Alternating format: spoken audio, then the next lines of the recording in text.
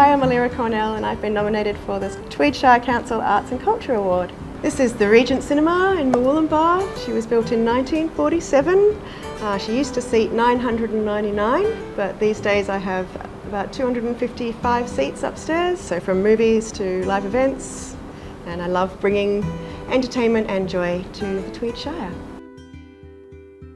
This area is so inspirational because it's so creative. The whole caldera just seems to magnetise all these really creative souls, and we've got the highest number of artists per capita in the country here. So, you know, we know there's lots of people who, you know, I've supported local filmmakers and put their films on and get them in for the Q&A, and yeah, this M-Arts is fantastic for people to have studio and shop space. There's lots of amazing memories in this place, but one of the most memorable was filling the cinema with the audience for Gulpilil and having the Q&A, and it's a very special movie to me, obviously, because I knew him growing up on the sets of Crocodile Dundee, so yeah.